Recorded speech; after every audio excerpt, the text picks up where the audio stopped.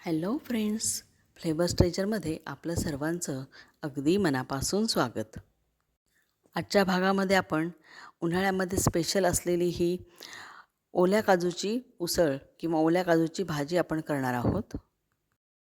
हे ओले काजू आहेत, डायरेक्ट मार्केटमधूनच आणलेले आहेत आणि याच्यामध्ये आपल्याला आता भरपूर असं पाणी घालायचं आहे आणि ते बुडल्यानंतर पाण्यामध्ये साधारण 20 ते 30 मिनिटं याला तसंच ठेवायचं आहे. गरम पाणी घातलं तरी पण चालतं आहे आणि हे व्यवस्थित भिजल्यानंतर आपल्याला याचं साल काढून टाकायचं आहे. काजू बीमधून गर काढून टाकताना मात्र हातात ग्लोव्ज घालावे लागतात, पण अशा पद्धतीचं जर गर असतील तर ते तेवढे रिस्की नसतात. त्यामुळे पाण्यात घालून सरळ डायरेक्ट हातानेच हे पील करता येतात. वाटप तयार करण्यासाठी इथे 1.5 वाटी ओलं खोबरं घेतलेलं आहे, फ्रेश असलेलं. कोथिंबीर आहे आणि लसूण घेतलेला आहे, आलं घेतलेलं आहे आणि एक अर्धा कांदा उभा चिरून घेतलेला आहे. लसूण आलं खूप जास्त प्रमाणात घ्यायचं नाही आहे. आणि आपण फोडणीमध्ये कांदा आणि टोमॅटो घालणार आहोत.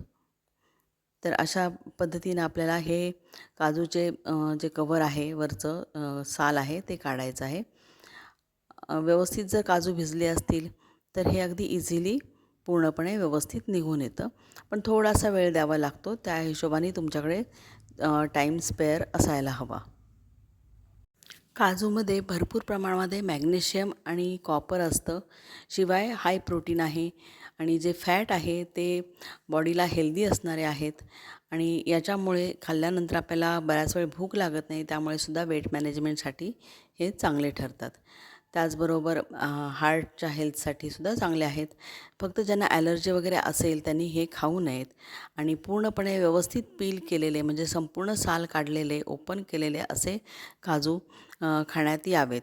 नाहीतर कोणाकोणाला त्याच्यामध्ये असलेलं एक प्रकारचं तेल असतं आणि त्याच्या साईड इफेक्ट किंवा त्याचा ॲलर्जिक इफेक्ट शरीरावरती होऊ शकतो. त्यामुळेच जर तुम्हाला ते सूट होत नसतील तर तुम्ही काजू कोणत्याही स्वरूपात खाणं योग्य नाही आहे. हे प्रमाण साधारण 3 ते 4 माणसांसाठीचं आहे. यामध्ये हे जे काजू आहेत ते साधारण एक 50-60 काजू असतील आणि हे आपण ग्रेव्ही तयार केल्यानंतर 4 जणांमध्ये ह्यात इतका प्रमाण चालून जातं आहे. खूप जास्त काजूसुद्धा प्रकृतीसाठी हानिकारक असतात. अशा प्रकारे सर्व काजू आपण इथे स्वच्छ असे त्याचं साल काढून घेतलेलं आहे आणि धुवून घेतलेले आहेत. आता हे जे वाटपाचं सामान आहे हे आपण आता भाजायचं आहे. नेहमी आपण जसं ग्रेव्हीसाठी भाजतो त्या पद्धतीत 1 चमचाभर तेल घालून त्याच्यावरती लसूण, आलं आणि खोबरं, कांदा हे सगळं घालून व्यवस्थित परतून घ्यायचं आहे. खोबरं साधारण ब्राऊन होईपर्यंत परतून घ्यायचं आहे. कांदासुद्धा व्यवस्थित भाजला गेला पाहिजे, फक्त तो काळा होणार नाही याची काळजी घ्यायची आहे. आणि याच्यानंतर आपण हे सगळं भाजल्यानंतर त्याचं वाटप तयार करणार आहोत. थोडी कोथिंबीरसुद्धा या वाटपामध्ये घालायची आहे अशा पद्धतीने भाजून आणि उरलेली कोथिंबीर आपण सजावटीसाठी वरून घालणार आहोत. तुमच्या घरामध्ये जर जास्त माणसं असतील तर थोडंसं या कांदा आणि खोबऱ्याचं प्रमाण थोडं जास्त घेऊन तुम्ही ग्रेव्ही जास्त वाढवू शकता. आपल्या जेवढे काजू आपल्याकडे आहेत तेवढ्यामध्ये साधारण 5-6 माणसांचं सुद्धा ग्रेव्हीचं जेवण तयार होऊ शकतं. अशा पद्धतीने आपण हे सगळं वाटून घेतलेलं आहे. थोडंसं पाणी घालून थोडंसं जाडसरच वाटायचं आहे.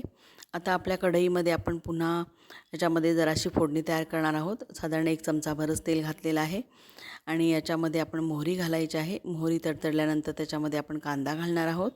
कांदा थोडासा परतल्यानंतर मग त्याच्यात आपल्याला टोमॅटो घालायचा आहे. कांदा साधारण 1 मध्यम आकाराचा घेतलेला आहे आणि टोमॅटोसुद्धा 1 घेतलेला आहे.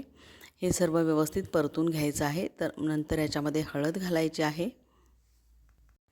यातच आपण थोडीशी कोथिंबीर पण घालणार आहोत आणि याच्यानंतर आपल्याला हे सगळं व्यवस्थित परतून घेतल्यानंतर शेवटी याच्यामध्ये आपण मसाला घालायचा आहे.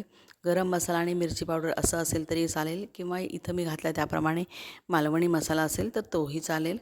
याच्यानंतर जर तुमच्याकडे धने जिरे पावडर असेल तर ती पण घालायची आहे आणि जर दुसरा कुठला गरम मसाला तुम्हाला आवडत असेल तर तोही घातला तरीही चालेल. आणि याच्यामध्ये आपण आता हे काजू जे धुवून घेतलेले होते आणि सोललेले होते ते घातलेले आहेत आणि याच्यावरती आपण आपला जो वाटप तयार केलं होतं ते पण घातलेलं आहे आणि थोडासा गरम मसाला याच्यामध्ये ॲड केलेला आहे, कारण वाटप तयार करत असताना भाजताना आपण कुठलाही गरम मसाला याच्यामध्ये घातलेला नाही आहे, त्यामुळे आपण तो पावडर फॉर्ममध्ये असलेला घालायला हरकत नाही. आणि जर तुम्हाला मसाले खूप आवडत नसतील तर तुम्ही स्किप केलं तरीही चालते, साधी तुमचा जो मसाला असेल रेग्युलर वापरातला तो घातला तरीही चालेल. याच्यानंतर याच्यामध्ये आपण पाणी घालायचं आहे जरुरीपुरतं, म्हणजे तुम्हाला किती पातळ ग्रेव्ही हवी आहे त्यानुसार, आणि हे झाकून उकळू द्यायचं आहे. साधारण 10 मिनटामध्ये हे सगळं रेडी होत आहे. त्या काजूंना थोडंसं प्रेस करून बघायचं, थोडे ते शिजलेले दिसतात आणि ह्यामध्ये मीठ घालायचं आहे. आणि आता ही काजूची भाजी सर्व करण्यासाठी रेडी आहे.